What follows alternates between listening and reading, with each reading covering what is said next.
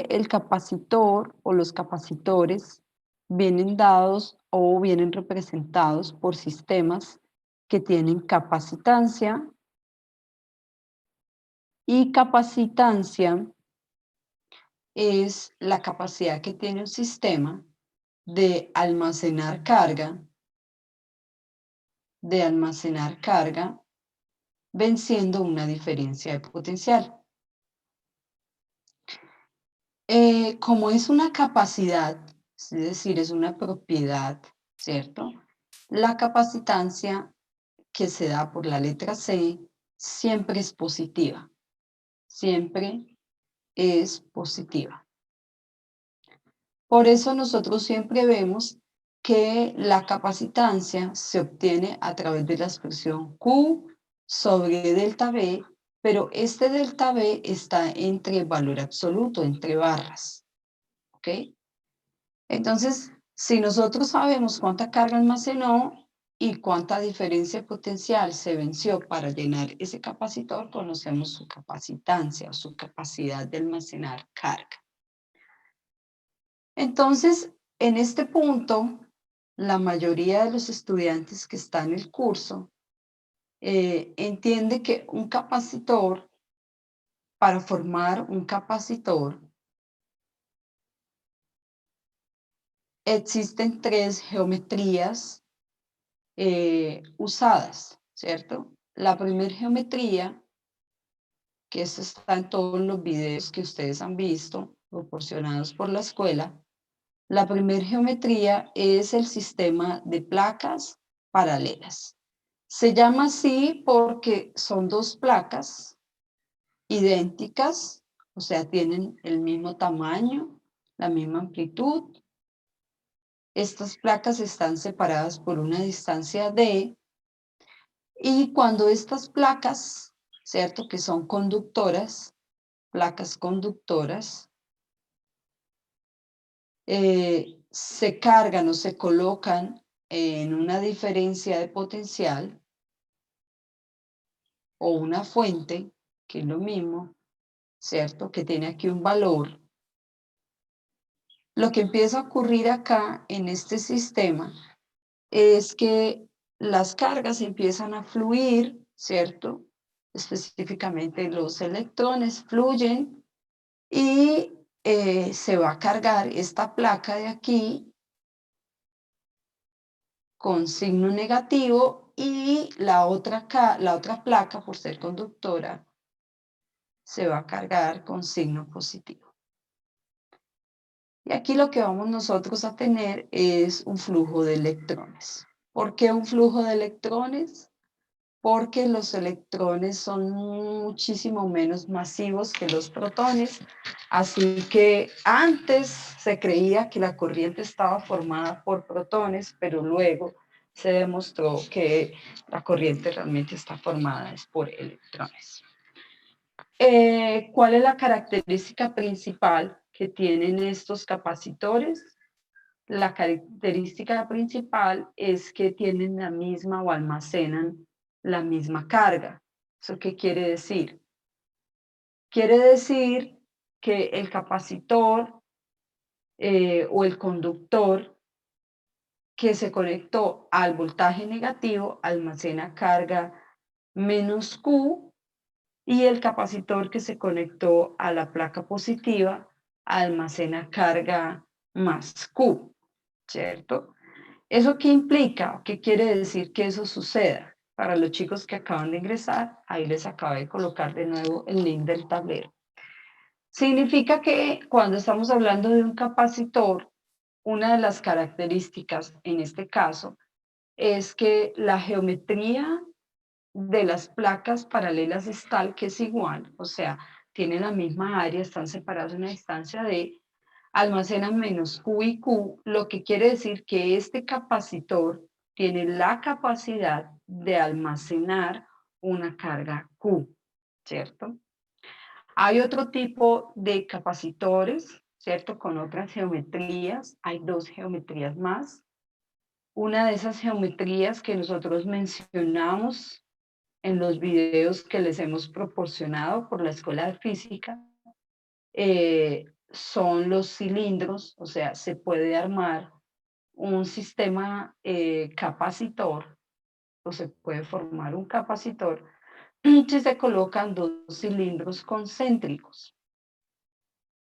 Estos cilíndricos concéntricos generalmente están dados de la forma menos Q y Q. ¿Y qué característica tienen? Aquí les voy a poner también la circular o la esférica, mejor dicho, que es el otro tipo de capacitor. Este tiene R sub A y este tiene R sub B. ¿Cuál es la diferencia entre estos dos capacitores y el capacitor de placas paralelas? La diferencia fundamental es la geometría, ¿cierto? ¿Cuál es la característica que tienen estos? Pues los dos cilindros van a tener, por ejemplo, la misma altura, H, ¿cierto? Y son concéntricos. Y en el caso de las circunferencias, tienen radios diferentes, pero son concéntricos. O sea, estos dos sistemas son concéntricos. ¿Qué tienen de especial el capacitor? Además de almacenar carga, los capacitores tienen una característica muy especial. La característica más importante que tiene el capacitor es que es capaz no solo de almacenar carga, sino de condensar el campo eléctrico en una región del espacio definida. Es decir, cuando coloco las dos placas, sé que el campo eléctrico dentro del sistema de placas se va a condensar únicamente en esa región del espacio. ¿En qué región? En la región de separación de entre las placas. Cuando miro el capacitor cilíndrico, también voy a observar que el campo eléctrico únicamente está concentrado en esta región, o sea, solo hay campo eléctrico acá, ¿cierto? Y cuando miro el capacitor esférico, también encuentro que aquí solo hay campo eléctrico en esta región. Afuera no hay campo eléctrico, o sea, los sistemas de capacitores tienen una característica muy importante y es que si nos paramos en puntos fuera de esos sistemas, el campo eléctrico es cero. O sea, por aquí afuera el campo es cero y por aquí afuera del sistema esférico también es cero. Esos son los tres principales tipos de capacitores. Los tres cumplen la misma función.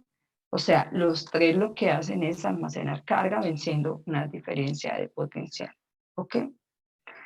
Bueno, voy a pasar entonces ahora al tablero número 2. ¿Ok? Bueno, una vez tenemos en cuenta eso, o sea, sabemos que los capacitores son sistemas para almacenar carga.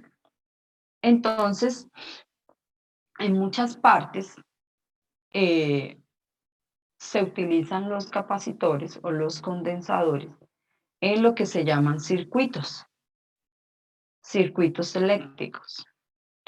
Los circuitos eléctricos tienen una característica y es que estos circuitos se forman por diferentes elementos. ¿Cuáles son los elementos más usados cuando se construye un circuito eléctrico? Entonces, los elementos más usados son la fuente, o sea, cuando en un circuito eléctrico uno ve como algo más largo, ¿sí? Un sistema con un palito más largo que el otro, esta va a ser la fuente, la fuente. Además de eso, en un circuito eléctrico puede haber resistencias, ¿cierto? Generalmente las resistencias son elementos dentro de un circuito y se dice que la resistencia lo que hace es oponerse, hacer una oposición, por eso se llama resistencia, una oposición al flujo de carga, al flujo de carga. Más adelante, ¿cierto? Los que ya van un poquito más adelantados en el tema, oposición al flujo de carga no es otra cosa que corriente, ¿cierto? la corriente es el flujo de carga. Entonces tenemos aquí algo muy interesante porque está en un circuito eléctrico la resistencia. En los circuitos eléctricos, los capacitores, uno sabe que un circuito eléctrico tiene un capacitor porque encuentra dentro del circuito un objeto con dos plaquitas paralelas. Entonces, este sería el capacitor de capacitancia C. Entonces, este es el objeto, el capacitor. ¿Qué hace dentro del circuito? Él lo que hace es almacenar carga, ¿cierto? Y puede cargarse y descargarse dentro del circuito. Entonces, es un objeto capacitivo. Y aquí también tenemos otro objeto que casi nunca nosotros trabajamos, pero que quizás cuando lleguen a física 3 lo van a necesitar. Y cuando trabajemos la parte de campo magnético lo van a ver, y son los inductores, ¿cierto? Un inductor, ¿cierto? Que es un elemento como con esta espiral, ¿cierto? Que está así, es un inductor y por él pasa pues una determinada corriente, y la letra del inductor es L. L lo que es la inductancia. Este tema se va a ver al final del curso. Inductancia. Entonces, en un circuito yo puedo tener varios de estos objetos, ¿cierto? Estos objetos pueden estar distribuidos de diferentes maneras. Entonces voy a pasar al tablero número 3. Nosotros alcanzamos a ver acá en clase que uno puede tener circuitos en serie, que puede tener circuitos en paralelo, y que puede tener circuitos mixtos. Entonces, cuando son en serie, o sea, uno dice que un circuito está en serie, es porque los elementos que se encuentran dentro del sistema están uno seguido tras el otro, o sea, es como un conjunto de personas agarrados de las manos. Entonces vamos a tener acá la resistencia, ¿cierto? Más adelante el capacitor, ¿cierto? Más adelante el inductor, ¿cierto? Y aquí la fuente de alimentación. Entonces, así se dice que están en serie, ¿cierto? También pueden estar en paralelo, también se pueden formar solo de resistencias o solo de capacitores. O sea, yo también puedo tener un circuito que sea solo de resistencias, R1, R2, R3, ¿cierto? Solo de resistencias. Puedo tener un circuito solo de resistencias. Puedo tener también un circuito solo de capacitores, ¿cierto?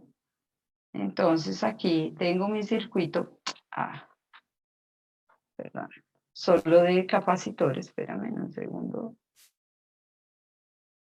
Aquí lo voy a dibujar. Eso es delta B, solo de capacitores en serie. C1, C2, C3. Y también puedo tener circuitos solo en paralelo, ¿cierto? Pueden haber circuitos que contengan los tres elementos, ¿cierto? Entonces voy a tener aquí la fuente, una resistencia, el capacitor y el inductor. A este circuito se le conoce como circuito RLC. Puede estar en serie o puede estar en paralelo, ¿cierto? También podemos tener resistencias únicamente en paralelo. Entonces lo mismo, R1, R2, R3. ¿Ok? Y podemos tener también capacitores en paralelo. ¿Ok?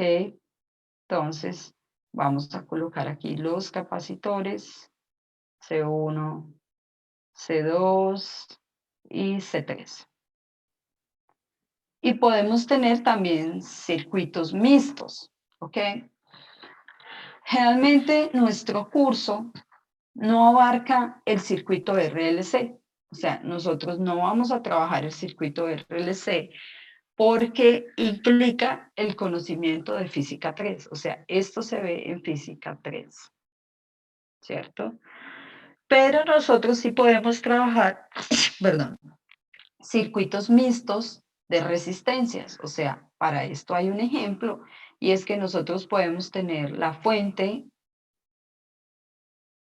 y esta fuente, perdón, ven, la dibujo bien acá, y esta fuente puede tener resistencias que estén a su vez en paralelo y que estén en serie, es decir, podemos tener acá una resistencia, otra resistencia y acá otra resistencia. Y aquí la fuente de alimentación. Observen que las resistencias, ¿cierto? R2 y R3 estarían en paralelo, estas dos estarían en paralelo, y la suma de esas dos estaría en serie con R1, ¿cierto? En serie con R1. Esta parte nosotros ya la hemos trabajado también en clase, no con resistencias, sino con capacitores. Y los capacitores también se pueden escribir de esa forma. También podemos tener circuitos mixtos, no solo existe ese que está ahí arriba que les he dibujado, existen diferentes formas. Yo puedo tener acá C1, acá abajo C2, ¿cierto? Aquí otro capacitor y aquí otro capacitor. Esto también lo vimos nosotros en clase, C3, C4, y esta es la fuente de alimentación, ¿cierto? Y aquí este tipo de circuito tiene estos dos en paralelo, que se sumarían en paralelo, y eso quedaría en serie con C1 y C2, ¿ok? Bien, entonces, ¿qué sucede o cuáles son las reglas para sumar en serie y paralelo? ¿Cierto? Hay unas reglas para sumar dependiendo el tipo de sistema o de circuito que yo tenga. Entonces, básicamente, cuando estamos hablando de capacitores, ¿cómo funciona? Si yo tengo, espérenme un segundo, voy a poner mis gafas.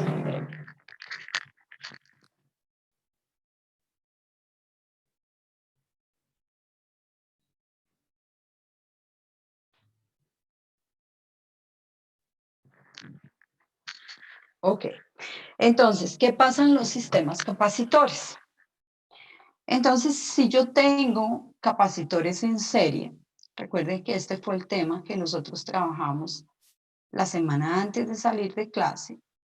Si yo tengo capacitores que se encuentran en serie, ¿cómo calculo la capacitancia equivalente? ¿Quién me dice cómo calcularía la capacitancia equivalente de capacitores que se encuentran en serie? ¿Quién me dice cómo se calcularía? ¿Cuál sería la expresión matemática para calcular la capacitancia equivalente de este circuito? ¿Cuál sería la expresión Profe, matemática? Sí, ¿no es uno sobre capacitancia? sí. Entonces, para calcular la capacitancia equivalente, debo recordar que 1 sobre C equivalente va a ser 1 sobre C1 más 1 sobre C2 más 1 sobre C3, y en este caso, como hay 4 elementos, 1 sobre C4, ¿cierto? Y debo recordar que aquí yo debo después girar, ¿cierto? está 1 sobre C equivalente para hacer el cálculo de la capacitancia equivalente. En este caso, 1 sobre C equivalente va a ser, a ver, vamos a hacerlo así, C2 más C1 sobre C1 por C2, ¿cierto? Y hago la otra parte que sería C3 más C4 sobre C3, C4.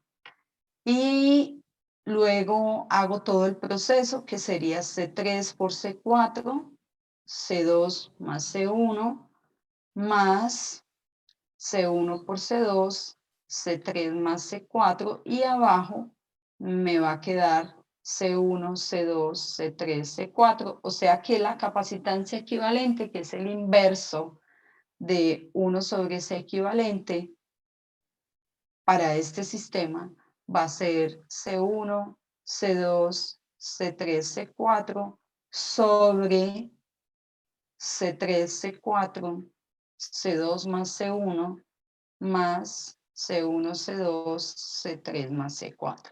¿Ok? Y esa sería la capacitancia equivalente, ¿cierto? Si nosotros llegamos a tener, eso es en el caso de capacitores, exactamente el mismo sistema que el anterior, pero formado de resistores, ¿cierto? O sea, si nosotros tenemos la fuente delta V más menos formado de R1, R2, R3, R4, ¿cuánto será la resistencia equivalente? Entonces, en el caso de las resistencias, fíjense que tienen una connotación diferente a los capacitores. Cuando usted coloca resistencias en serie, lo que hace es aumentar la posición de flujo de todas las cargas en el sistema. Y la resistencia equivalente se va a definir como R1 más R2 más R3 más R4. Y esta será la resistencia equivalente de un circuito en serie de resistencias, ¿cierto? Para ver un paralelo entre lo que sucede con el capacitor y el resistor. Observen que son dos elementos que se comportan de forma diferente. ¿Qué pasará con los resistores en paralelo? Si nosotros tenemos resistores en paralelo, ¿cierto? Es decir, voy a colocar acá R1, acá R2, R3 y R4.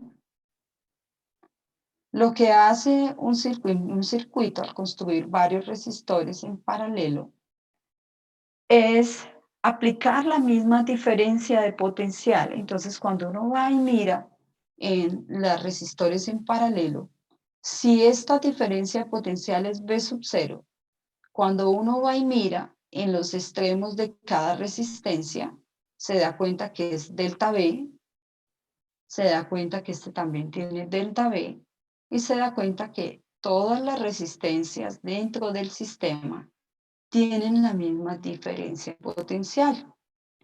Por ende, al tener la misma diferencia potencial, estos sistemas disipan diferente flujo de carga. Es decir, por este sistema vamos a tener corrientes completamente diferentes. Cada resistor va a disipar o va a dejar pasar una cantidad de corriente completamente diferente, ¿cierto? En donde I va a ser igual a I1 más I2 más I3, ¿cierto? Bueno, esto realmente funcionaría de una forma diferente. Acá hay que aplicar nodos, ¿sí? Realmente aquí funcionaría así. Por aquí vendría I' y realmente va a ser I' más I1, pero I' llega a este punto y por acá va I2', o sea que I' va a ser igual a I2 más I2', y por aquí viene y pasa I3', ¿cierto? Realmente aquí ya sería I4. No hay lío con eso. Aquí I4. En donde I2' va a ser I4 más I3. ¿Cierto? Entonces, I va a terminar siendo I1 más I2 más I3 más I4. Y la resistencia equivalente de este circuito, la resistencia equivalente sería 1 sobre R equivalente de 1 sobre R1 más 1 sobre R2 más 1 sobre R3 más 1 sobre R4. ¿Cuánto me daría entonces el R equivalente? Recuerden siempre que acá se debe hacer el inverso. Entonces me va a quedar que esto es R1.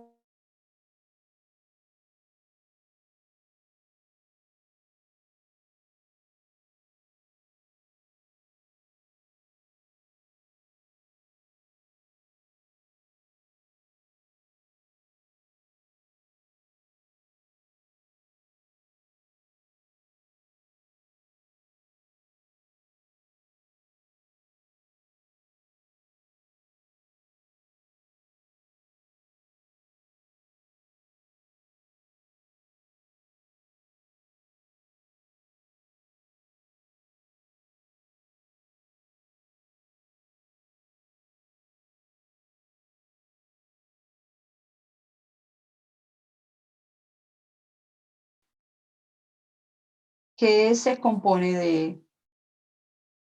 de C1, C2, C3 y C4. En paralelo, si yo quiero calcular la capacitancia equivalente, lo único que tengo que decir es que esto es C1 más C2 más C3 más C4. Y esta sería la capacitancia equivalente. Aquí también nosotros, chicos, debemos recordar algo muy importante. ¿Qué significa tener o calcular la capacitancia equivalente y calcular la resistencia equivalente? O sea, ¿cuál es el fin de hacer esto?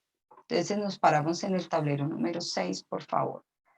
Cuando estamos parados en el tablero número 6, vemos cuál es el fin, o sea, por qué uno lleva todo a resistencias o a capacitancias equivalentes.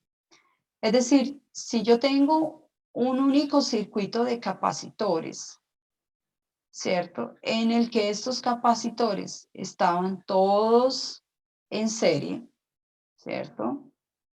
Todos en serie. Acá C1, C2, C3, C4. Y ya tengo la capacitancia equivalente. Esto se resume a que mi circuito queda dibujado únicamente de esta manera. A la fuente y aquí a la serie.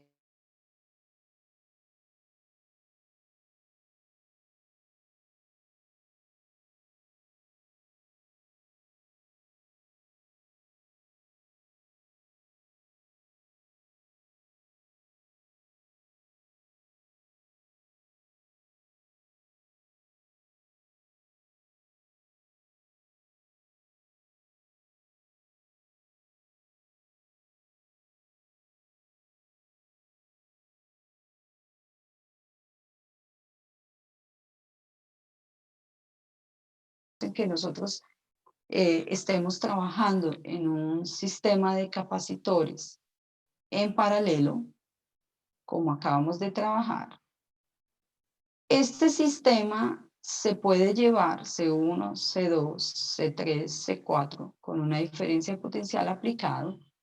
Este sistema se puede llevar a uno en el que usted tiene la misma diferencia potencial y una capacitancia equivalente. Obviamente, esta sería la capacitancia equivalente calculada con las capacitancias en paralelo. Y de aquí usted puede hallar también cuánta carga es la que se almacena. Este también es el objetivo principal cuando nosotros estamos trabajando con resistores. Si usted tiene un conjunto de un sistema con una fuente aplicada de voltaje, y si usted tiene un conjunto de resistores, ya sea en serie o sea en paralelo, la idea aquí es llevar este sistema a un sistema en el que tiene aplicada la misma fuente, y aquí usted lo que va a tener es la resistencia equivalente. ¿Usted qué gana al obtener la resistencia equivalente? Lo que gana es que usted puede aplicar la ley de Ohm, delta V igual a I por R, ¿cierto? Y hallar de esta manera la corriente que circula por el circuito, o sea, la que pasa por aquí, por la equivalente. Y esa corriente no va a ser otra cosa que la diferencia de potencial sobre la R equivalente. Es decir, tanto en los sistemas que solo contienen capacitores, lo que se busca es al final hallar pues, cuánta carga almacena, y en los sistemas que tienen resistores, lo que se busca al final es hallar cuánta corriente es la que está pasando por todo el sistema. Este es como un breve resumen de los capacitores y de los resistores. Hay un comportamiento que sí es muy similar y es el del voltaje. O sea, cuando nosotros hablamos del voltaje, entonces quiero que vean algo. Cuando nosotros tenemos un circuito en serie, y este circuito en serie se compone de resistencias, voy a poner únicamente dos por facilidad, R1, R2, y voy a poner un circuito de capacitores. Entonces, más o menos, este delta V, y aquí van a estar los dos capacitores, C1 y C2. Voy a poner los dos en serie. Independientemente de cómo se sumen las resistencias o de cómo se sumen la capacitancia, si nosotros tenemos aplicado un voltaje de 10 voltios, hay una característica que tienen los circuitos en serie, y es que estos 10 voltios se van a dividir dependiendo de la naturaleza de las resistencias y de los capacitores. Si R1 es igual a R2, o sea, si las resistencias son iguales, y tenemos 10 voltios, lo más probable es que pasen por esta resistencia 5 voltios y por esta otra resistencia 5 voltios. Lo mismo sucederá en los capacitores. Si C1 es igual a C2, lo más probable es que la diferencia de potencial sobre el capacitor C1 sea de 5 voltios y la diferencia de potencial sobre el capacitor 2 sea de 5 voltios. Hay un punto clave aquí, y es cómo fluye la carga y cómo fluye la corriente. Fíjense que en los resistores nosotros hablamos de I, de flujo de corriente. En los capacitores nosotros hablamos de Q, del almacenamiento de la carga. Recuerden que en física, por el peso atómico, ¿cierto? El peso que tiene el electrón y el peso que tiene el protón, ¿cierto? Creo que es 100 veces más masivo el protón. El electrón puede moverse o es el que se mueve, ¿cierto? Como es el que se mueve, de la placa negativa salen los electrones. Recuerden esa parte, salen los electrones y se empiezan a mover. O sea que la placa de la derecha de este sistema va a estar cargada negativamente y la placa de la izquierda va a estar cargada, de la izquierda va a estar positiva. Entonces, esta parte es supremamente importante. Hay una polaridad en el momento de cargar. ¿Y qué sucede con la corriente? Aunque ya sabemos que los que se mueven son los electrones, cuando se descubrió la corriente, se creía que los que se movían eran cargas positivas, ¿cierto? Se creía esta parte, se creía. Entonces, cuando nosotros analizamos los resistores o circuitos mixtos en el que tenemos varios elementos RLC, resistores, capacitores o inductores, la corriente siempre fluye a través de la fuente de menos a más, o sea, siempre se da este flujo de la corriente. Y siempre la corriente, cuando fluye de esta manera, gira por el circuito y retorna acá, o sea, la corriente siempre fluye por el circuito cerrado, pero además hay una consigna muy importante, y es que por donde el efecto que tiene el resistor sobre la corriente es un efecto completamente disipativo.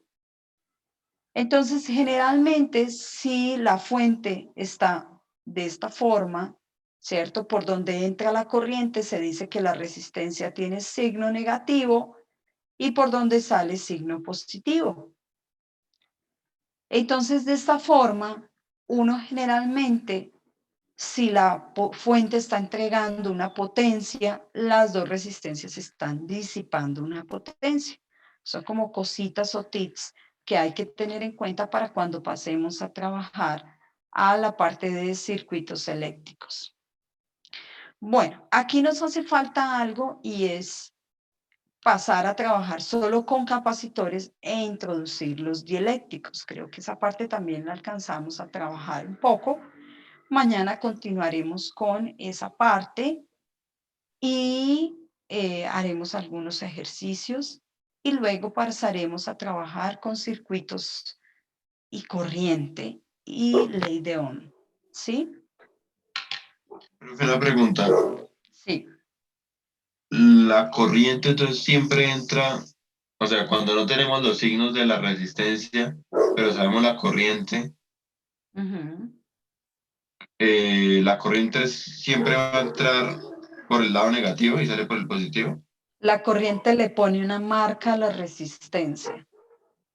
¿Sí? Esto es una convención, hay diferentes formas de hacerlo, ¿sí? Hay diferentes, cuando veamos las reglas de Kirchhoff, cuando veamos circuitos eléctricos más adelante, te vas a dar cuenta que hay muchas formas de trabajar para tener el tablero número 8. Es decir, si tú tienes un circuito, ahí te estoy dibujando la fuente, ¿cierto?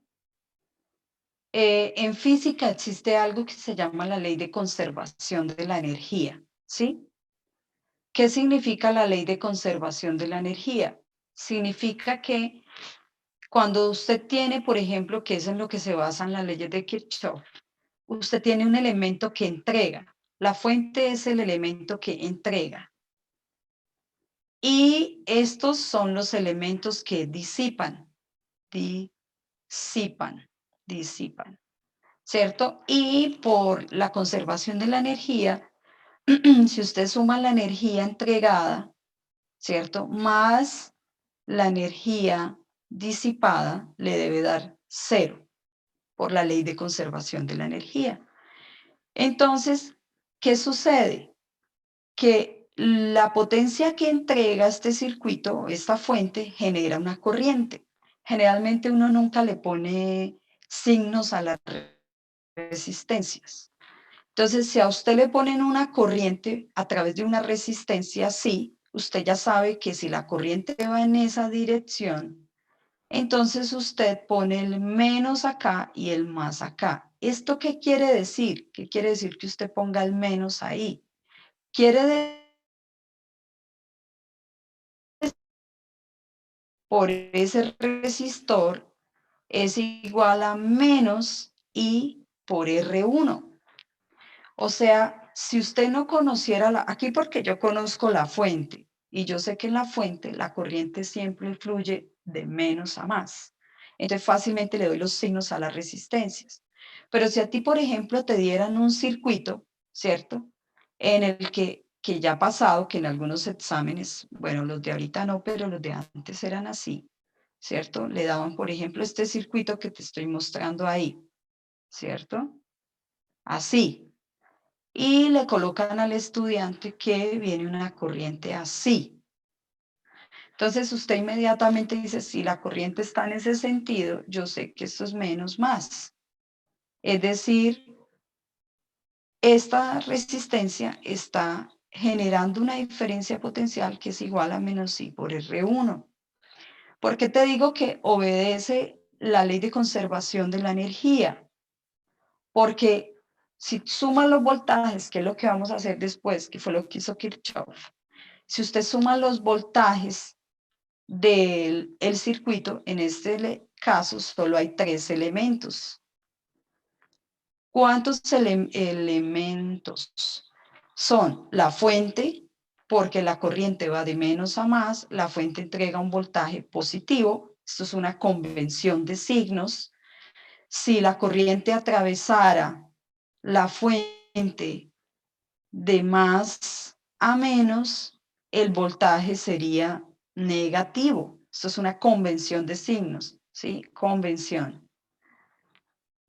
Entonces, en este caso, si usted suma los voltajes, como la corriente está atravesando la fuente de menos a más, el voltaje entregado por la fuente es positivo y la corriente está atravesando las resistencias, ¿cierto? Por donde la atraviesa es menos y por donde sale es más, o sea que está generando ambas resistencias, están generando diferencias de potencial negativas.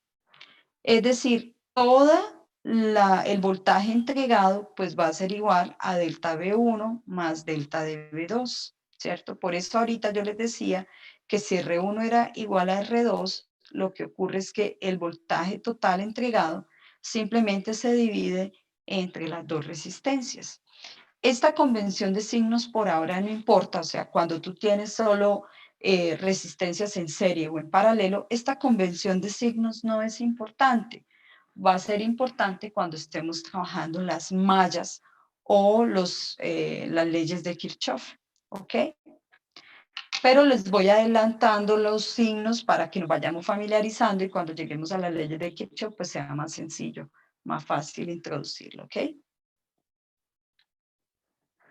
Bueno, entonces, por el día de hoy hemos terminado. Son las 6:49. No olviden subir sus apuntes de clase. Nos veremos entonces con ustedes, si no estoy mal.